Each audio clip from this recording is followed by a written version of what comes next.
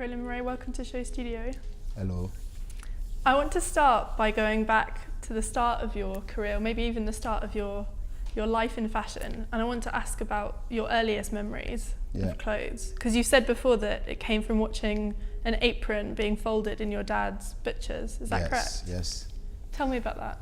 I think first memory was even before that is my parents' wedding picture. My mom was wearing now I know it was a pink suit, but it was a black and white picture. That's me. I had all the time that picture of a grey skirt suit. And that was the first memory. And the second one is asking my mom what was her veil, her wedding veil, and she showed me the curtain of the living room and say, that was my veil. And as a kid, to see a piece of nylon hanging from the window, I was like, wow. The volume of the curtain was, I started to associate it to fashion, and to see that big square of white thing was like bigger than life, and unconsciously I started to have an idea that fashion was bigger than life. So it was fabric that excited you? Yeah. It wasn't and fashion touch. or clothes? Yeah. Fabric, I think fabric were more important than the clothes by themselves. It was, I think you shape a space with fabric. And talk to me about watching that meat being cut, because obviously you're known for your cuts and your silhouettes. Yes. Is that where that came from? It was really funny because my dad couldn't understand where that gift or that creative gift came from. And early in my career, I had an interview with Colin McDowell, and Colin said to me, butchers at the beginning of last century were considered like architects. The way you have to cut meat and not lose a piece of meat on the bone. You have to be so precise. And he said, you cut like a butcher. And you should see the face of my dad when I told him that, because everything that we fight for and against during my teens, me wanted to become a fashion designer, I had the proof that it was coming from him, and that was quite a moment in our relationship of son and father, to see that it was a legacy and not a rebellion. What was the point where you became aware of fashion as an industry, and did you become aware of magazines, or did you become aware of certain designers, or was it always more about that fabric and that cloth? It came with TV, because I'm a kid of the 60s. That's me. I saw the beginning of TV coming in houses, and one of the TV program in afternoon TV was about a woman program, and you had twice a year the fashion report of Paris, and I was really attracted by that difference. That difference of life, to the way I could see my family and people living around me, and looking at TV and to see women walking in amazing clothes, and in my mind was like, it's a different world. And I think my life been all the time trapped to be trapped as a child in a body, or to be trapped in a life that I wanted to escape. And fashion was all the time a reflection of, that's where I want to go. That's what I'm attracted, the difference. But England was the same thing. At an age where you start at school to learn English, the English teacher asked us to bring a bowl in the morning and say, we're going to have an English breakfast, and to have cornflakes and an orange juice in the morning. For me was, wow, there is another part of the world, someone taking a different breakfast than me. And it opened really part of my mind, where that curiosity to live somewhere else. So it's that idea of escapism? Yeah. Yeah. I want to talk a little bit about the way you've approached fashion since, because you mentioned the clothes that your mother wore, and you mentioned, the meat, and there's something quite it's very physical, and you're known for being a very physical designer. Is that something that you think can be taught, or is that something that is just so innate? I don't think it can be taught. I think it's to the question we ask ourselves, why we're here and what's our purpose. You have to start to look at yourself in the mirror and try to understand what is your gift. and my gift was in my hands. I think my dad had the same gift, but he used it in a different, with a different medium. My gift is in my hand, is the touch. And as much touching people and touching fabric, it talked to me. And I like the emotion that I react to when I touch. And even it starts with people, because I had more a sexual life than a fashion life to start with. I went to life and start to learn from people by absorbing one-to-one relationship with them.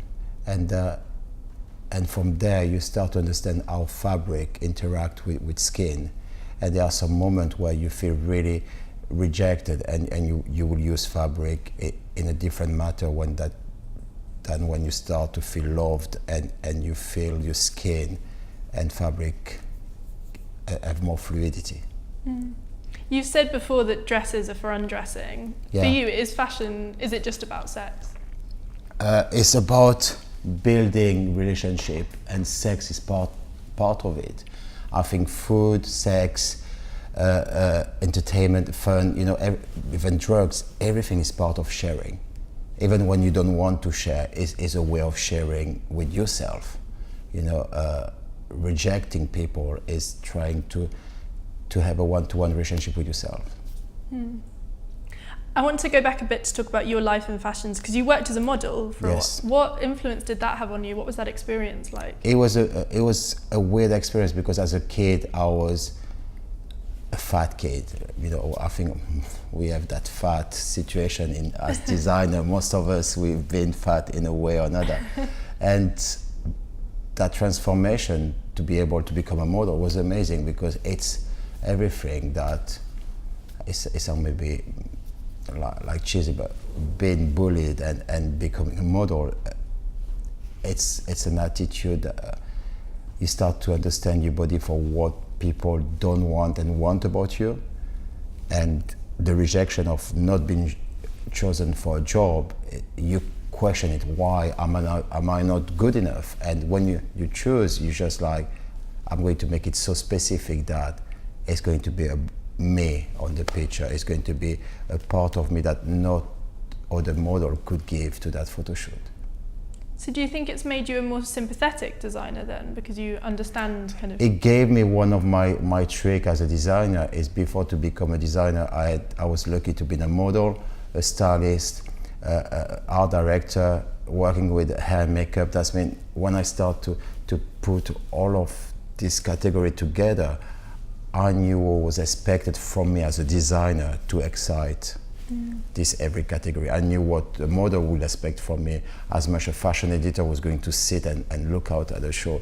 You have a big vision of what you're going to manipulate, because at the end, we are judged by our peers when we present a show, but we try to be a puppeteer and to manipulate everybody to react in the way you present your work. I think movie directors doing the same thing. They try to bring all in their own way, even not just the movie, even the way the people are going to see their work. And I think we are puppeteers. I'm interested that you say that though, because I feel like the clothes you design and even your relationship with the women who wear your clothes, it feels very personal, and I'm wondering how you juggle that with also doing what you say is being this kind of the puppeteer that any designer has to be now in fashion, and when you're building a brand, how do you juggle that? My life as a designer or as a person been all the time based on one sentence: is to become a master, you have to be a slave. You have to accept to learn, to know. And fabric, when you drape, you're the slave of the fabric. But I had that chance to be called a master of the dress, but I'm a slave of the fabric. In life, it's the same thing. You have to accept that kind of submissive moment to shine as a master. And relationship is the same. You need tools. You need tools with clothes, moment, I say food, to create a relationship and to last. That's when clothes are tools for me. You use them as showing your identity. And that's where I like the relationship to be undressed, because it's a tool that allowed you to really discover something. I love tight dress because I think as a guy, I love when flesh jump to my face. And that's why I use dress in that way. Mm. I'm interested in. I don't know if I answer properly your question. I went somewhere but it feel like, yeah. No, that was a good answer. It makes me think though about clothes and fashion and the difference between the two, because you are a fashion designer and people would call you a high fashion designer, but it seems your approach to clothing, it's quite simple, it's quite carnal in a sense. It's almost taking it back to basics, that clothing is there to enhance who you are. But when you drape, you go back to the beginning of draping, which is a piece of cloth that you're going to wrap yourself to be covered or not.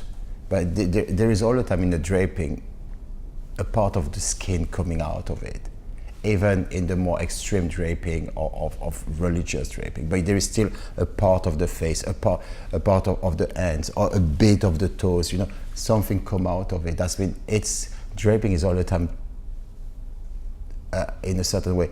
It doesn't close the person in fabric. It allowed something to come out of it.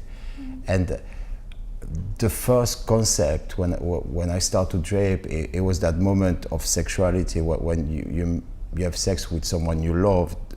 The way he will look at you, you feel confident to drape yourself with fabric in a certain matter where you feel free with yourself. And my draping being all the time based around that is through the eyes of someone else. I consider that we should be seen naked through the eyes of someone else and dressed through the mirror. We've talked about fabric and we've talked about flesh, but I want to talk about women, because you've spoken about how much you adore women and you think they're incredible. But what was the point where, other than your mother, you started looking at women and thinking about how they looked or how they dressed? Did that all come from your relationship with your mother, or was it the women around you? I think I love women. They're incredible, but I don't have that kind of pedestal about. No, I think what I like about women is they are not men, and I love that. I love the fact that you have, from girl to woman, you have a life that we don't have. There is a moment where you enter a period when you become a woman, and there is a private journey from the transformation of the body that men we don't. And the great thing about women, they talk so much about their problems in the press that men don't have to talk about theirs, but we have as much problem, but they're so internal. You choose from an internal transformation to be really outspoken about it, and we make people believe we don't have an internal change, but we don't talk about it. And it's quite fantastic for me, that situation of women. Because what I love at the end is when a man who don't know anything, a straight man, about fashion, come to me and say, my wife or girlfriend was so beautiful. And I know at that moment I have created a situation of privacy between two people through an outfit. And that's my only interest in life, is to create these tools where two people are going to build something. And if it can be for a long time, because I'm a long-term person, I love relationship. I think it's the best challenge to try to stay all your life with the same person. I think it's like, that's my kind of religion. I've seen my parents doing it. I believe that is the best challenge.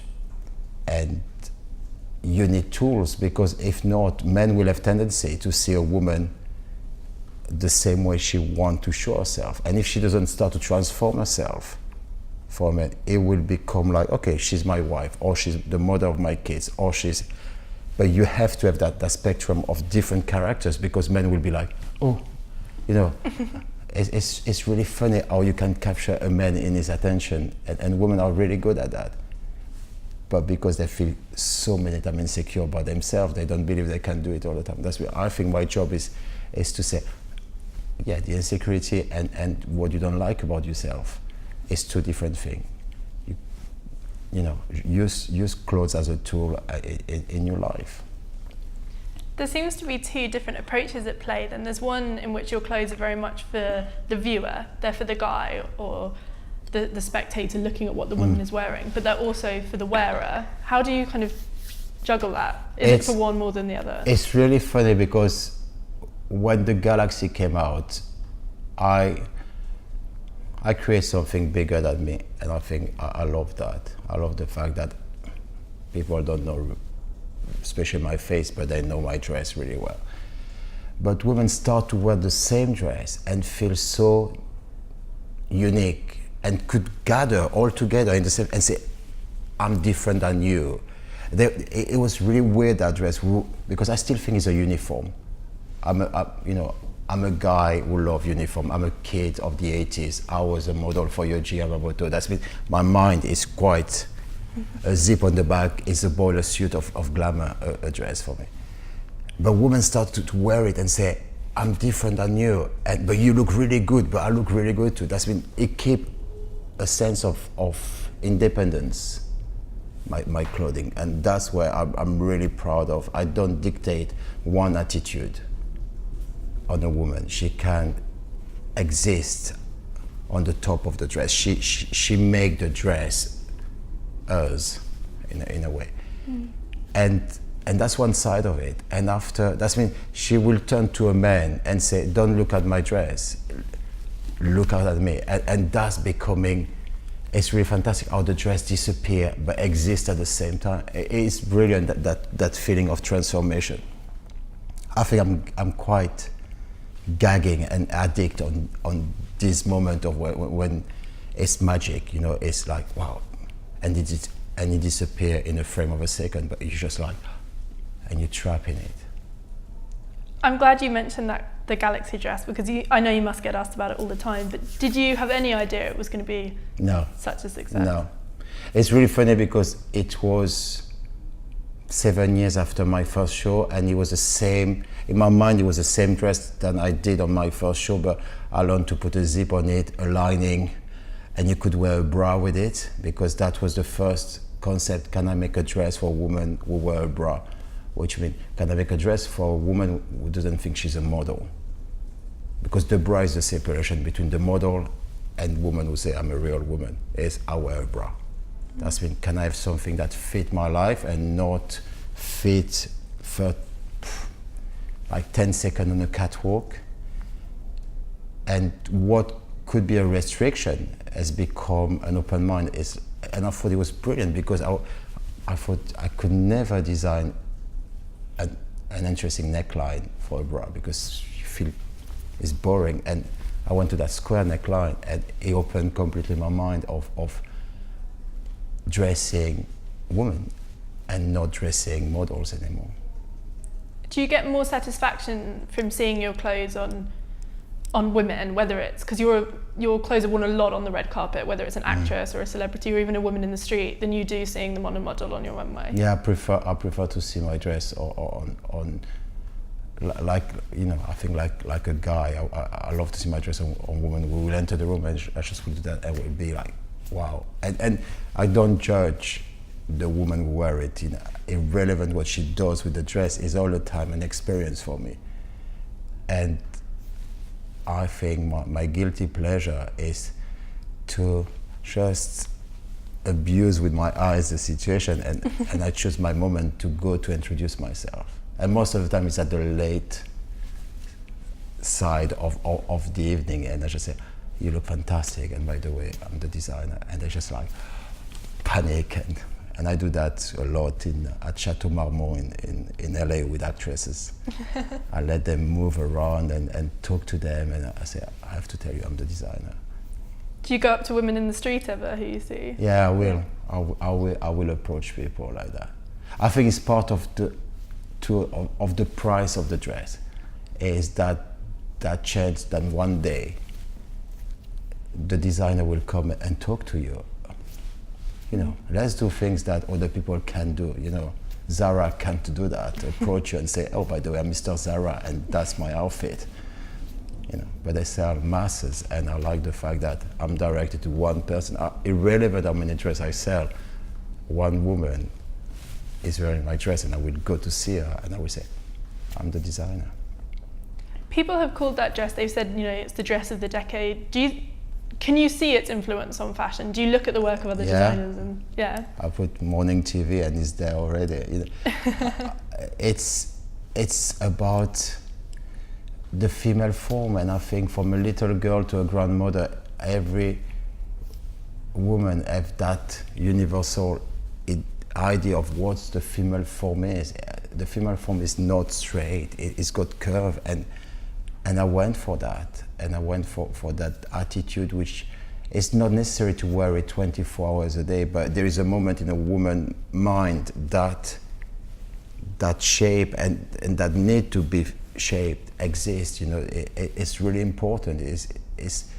If you took away that silhouette of a woman's life, you take away a strong part of identity, because the uniform will be so masculine in her life. So at the opposite, what is powerful about her compared to a man.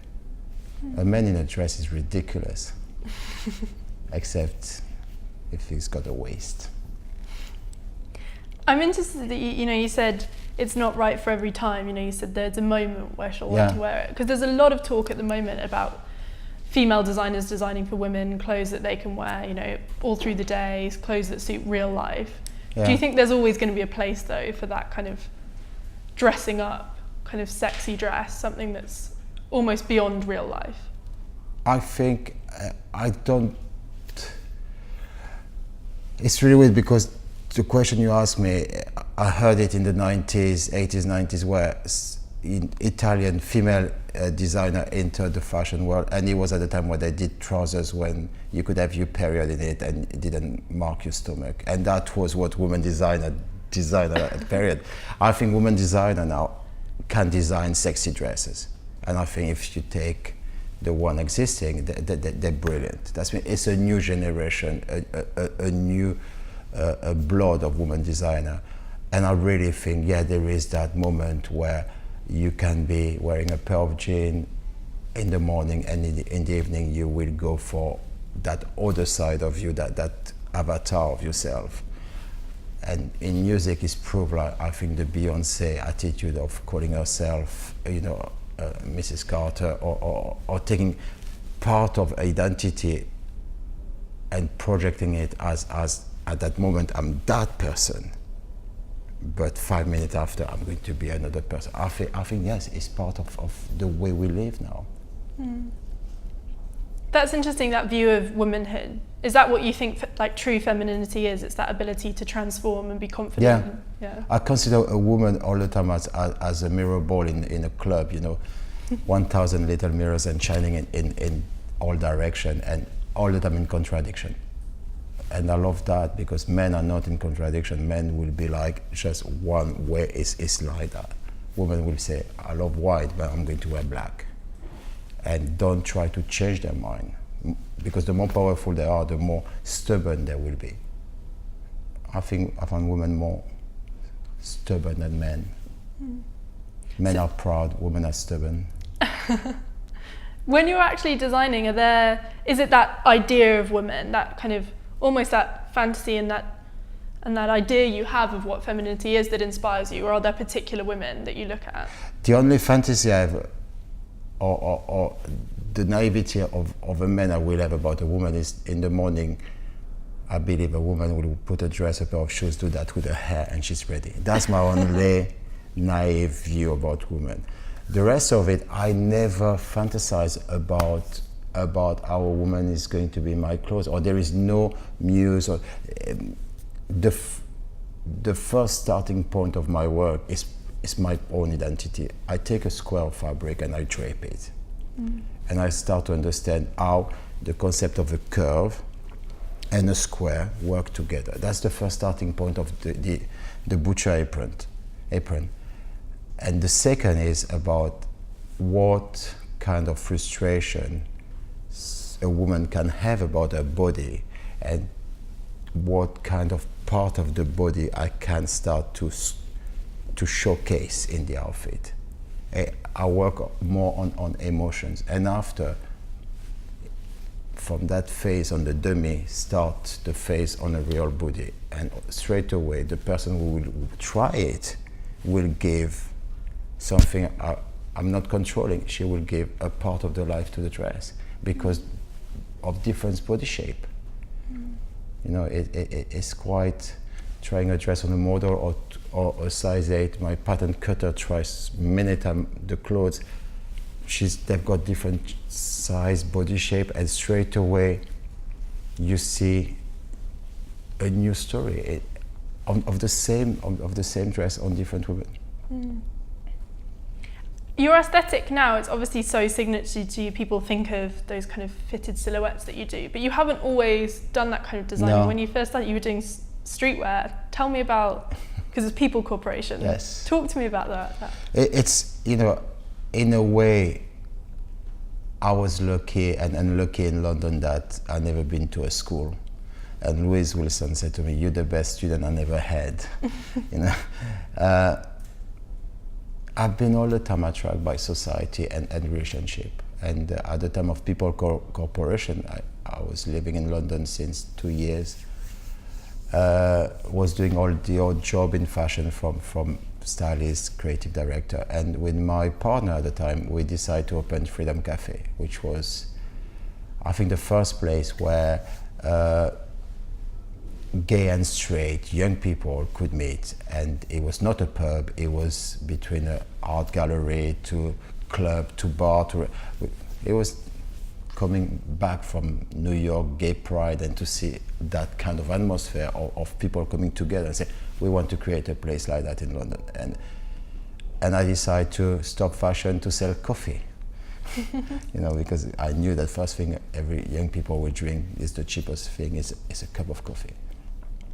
And I was approached by Franco Pene, who is the Gibault at the time, and quite powerful, to create a line with fit with this kind of generation in the 90s.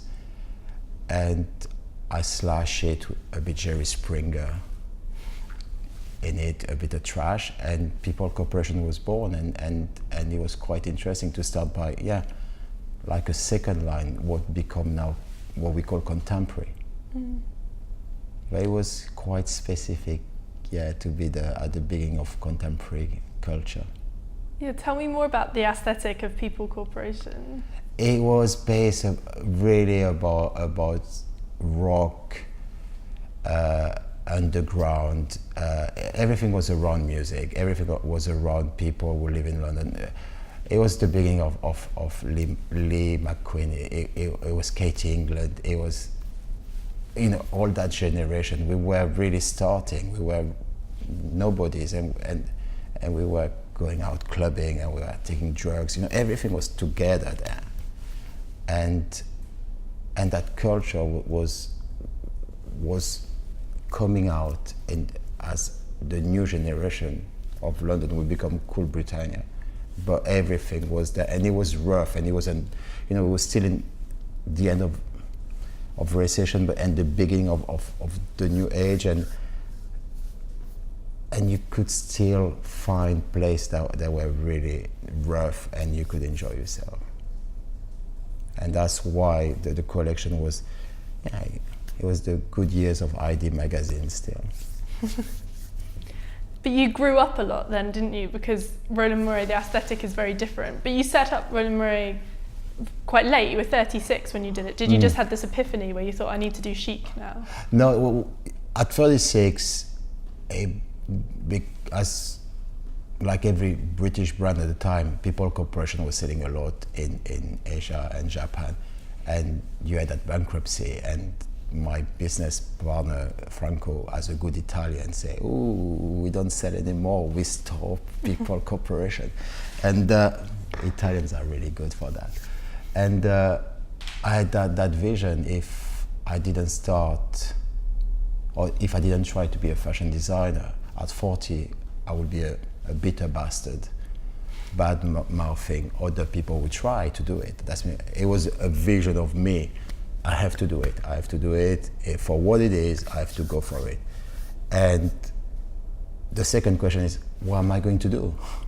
is if I put my name inside an outfit, what does it have to look like? And I start to rip all the sheets in my house because I didn't know how to call the toiling fabric calico. I didn't know what to buy. That's me. I started to use the sheets in my house, and I started to drape. And you could see my two masters really driving me between Asdin and Yoji. It was that, I said, if I could be the bastard son of these two persons together, making a uniform sexy, it will be me. And the amount of outfit I draped, that's a good dress, but it's a Yoji dress. And I had to throw it. I had to throw everything away to the moment where one dress came out and I was just like, okay, that's me. That's really where I'm standing for. And because I had no training, I didn't know how to sew. Everything started by hand sewing and fabrics and deciding to show an image of my identity. And for 2 years, I refused to sell because I was not ready. And maybe that's the mistake I did, is not believing that was sellable.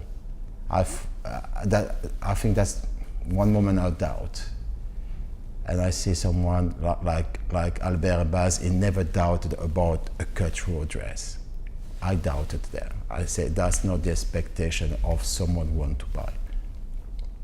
And I took 2 years to learn, and everything become, the story, is meeting my business partner, losing my name.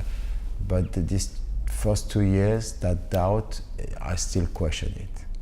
Did I do it because I didn't want to do it, or did I do it because I wanted to just enjoy the creative aspect of it, just to do something just for me? Even to the point I was close to bankruptcy, I had no more money, but I did it for me. I don't know. I still try to understand, but at the end, my career is my career. Yeah, that time issue, I find that interesting because it's almost, you say, I did it for me, that's quite a luxury in a sense to be able to say, I'm not ready, I'm going to take the time. I think it'd be very hard for a designer starting out today to do the same. Yeah. Do you feel that's been part of your success, is biding your time and trying new things? It's just that expectation London gives or show about young people. Yeah, we do a show, but after the show there is another side of it. There is the production. And if you're not ready for it, the first production I did by myself, and I hated it. I don't know how to sew. It's not my job. And I don't know how to sew. How a store will be so detached of my creativity, say, that's not acceptable. And it was quite difficult, and I had to wait that people wanted to enter my life to help me to grow to that person. And yeah, it took 2 years and a half. You touched on it before when you mentioned, the story, losing your name, getting it back. Talk to me a bit about that moment, where you walked away from giving up your name. That's a big thing to give up. It was quite fantastic. It was splitting up. It was divorcing someone. There was the pain of divorcing, but at the same time there was the excitement of challenging me, of coming out of the box. I love to do things that nobody has done. That's, I think, if my ego is somewhere, if I'm pretentious as a French person, is I try to do things nobody has done. That's my business partner at the time did what everybody will do when you're splitting. He said to me, you will never come back. I will stop you.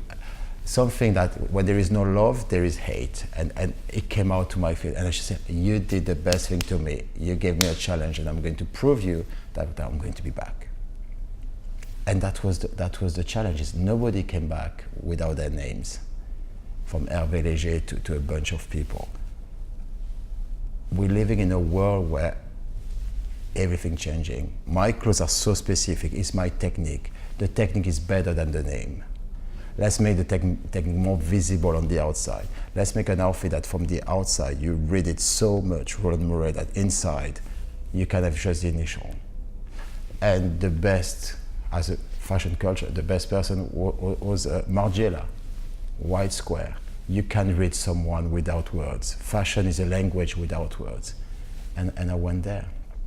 So it must have been, it sounds like it was a very formative time for you then. You must have learned. It was, and I had a best experience when I was 27 in Paris at the time of AIDS, and you have to learn about losing.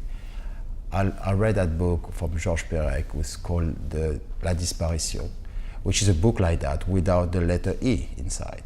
And you go, it's a normal story, but it's the experience of reading it. It's losing a limb, losing something that you will relate so much about when you think your life couldn't exist without it.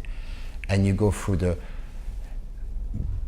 the non-acceptance to the don't want to read that book, throw it in the room and say, not interested, coming back a few weeks after, starting again, and realizing that there is a moment, it opens in your mind, you're reading the book, and you don't try to find that letter anymore, and you find the story quite normal, to a certain level average, and you arrive at the end of it, and you understand the philosophy of that book, and that was something at 27 that keep me together on experience, and I'm still doing it the same way. I will go in a situation and say, can we do it without that?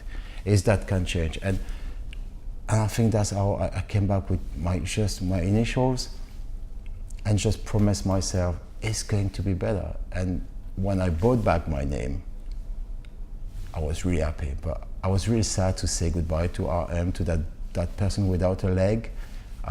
I've been all the time a fan of dogs with 3 legs. When you see them walking, you want to cuddle them, but at the end they're the strongest one. They're the one they don't need anybody. They can walk with 3 legs. They learn how to walk with 3 legs. And I love that person who had a bit of an amputation in my life. So why did you buy back your own name then? Did it just feel like the right time? Because it was right for my dad. It was right for my dad. When I lost it, I called him and I said, I promise you one day I will buy your name back. It was, I couldn't accept that someone owned that name for any reason. And I waited the amount of time I needed to buy it at the right price. During that period where, you've said you were RM and you were your initials, did you notice, was there any changes? Did you notice customers didn't identify with it as much? Was there any setbacks? It's not with the dress, but the way they pronounce my name. I have all the time a weird thing, the way my name is written or the way my name is pronounced. And RM was like, it was weird because they were regarding, in certain countries it was a weird intonation, but I will still have all the time a problem with the pronunciation of my name. I prefer people talk about the dresses. That's very humble of you. No, I'm a snob. I was introduced to the Queen as Roland Mouret. No, thank you. I was just like gutted. She said, is it my turn? And she's just like, fuck her. Like that man could learn how to pronounce my name. He didn't. And I just say hello to that lady and say, for what it is, she still doesn't know my name. Is that why you give your dresses simple one-word names, Galaxy? I like names because I think names are like people foreseeing your life, and there is Eugene Top, and I love the fact that it's a top that every woman fall in love with, and it's just like a guilty pleasure. It's like having a lover, and you keep it. I want to talk about a woman who you must get asked about an awful lot, who's Victoria Beckham, because I won't stay on it for too long. But tell me first how you met her, because she wore your clothes. That's how you met her, wasn't it? Yeah. There is. Do we need to talk about her? Why don't you invite her and ask her? I think it would be the best way. It's someone I know. She's a friend of mine. Is someone that she does what she does, and the only thing I can say, other people's done the same thing, been copying my clothes or take inspiration of my clothes, and nobody say nothing about them. I think she's a popular person, and I think that was a good story for the press. That's my point of view. After what's happened between me and her is my problem. But you were happy to help at the early stages? Oh, you're a good journalist. Don't go there with me. You're going to lose. Okay, let's go back and talk about you. So what's in the pipeline at the moment? What are you working on? It's new stories. I think it's accessories, leather goods, and it's to try to, again, that honesty of an independent brand, to try to understand what is necessary in a woman's wardrobe from a designer, and is it necessary? How do we live now? Do women goes to a brand or a designer choosing one product or not? My belief is yes, they choose one product. But if another product become cult, they will go for it. I think it's the concept of doing cult new product, and to take time to do it, because it's not happening in 2 seasons. You have to build it up. And shoes, glasses, and bags are at the moment what we work around. We're growing the company. We want to open new stores, because we opened Carlos Place in London, and the concept of falling in love with a house like you fall in love with a person is something I really enjoyed, and that's the only thing my husband will allow me to fall in love with someone else. It's a house. And it's all that kind of new step in my life, which I become more a creative director of my own brand, and having more people where I have to delegate. But do you find because when you describe, draping and working with fabric and imagining flesh, there was something that felt very personal about that. Do you still find time to do that? Do you miss that? Oh yeah, it's the first year I employed head of design. Until now, every piece that's been in my collection, I drape them, all of them. It's my job. Now I think I've created such a legacy and a technique about my work.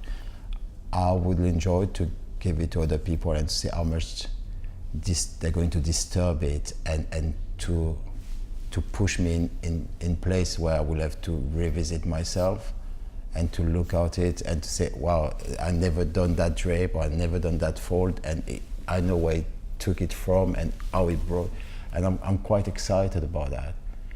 I think about legacy. I think about my next challenge is, there is no brand and no designer, except I think Lee, by the way he left us and Sarah took over, but there is no brand who arrived to make from one to another one an amazing transition, or an amazing legacy from father to son, and I try to understand what I'm going to leave, and to who I'm going to leave it to. You mentioned legacy. How would you like to be remembered in fashion? What would your career, what would you like it to be seen as? I think as a real fashion designer who gave a service to women. My work is to service women. I don't want to be remembered for other things than that. It's the rest of it is part of the process, the red carpet, parties, to be the in and out of press. You have your period when you are the one who's selling pages, and you are in the newspaper all the time. I had my cover of the newspaper when I resigned, and I say they give it to me because Kate was in rehab. The week before she was in rehab, and the next week I was resigning. It's that kind of thing. Don't want to be remembered. That's the little story of life. The big story, I was there to give a service to women, and to understand women in my time. And I think you come to fashion because you read other people's stories. And I love the story of Chanel. For what she was, the first thing she wanted is to give a service to women around her. And Saint Laurent was the same. And if that is the common link we all have together as the purpose we have to be here, that was mine. That's my purpose, is to service women. Roland Mouret, thank you very much. Thank you very much.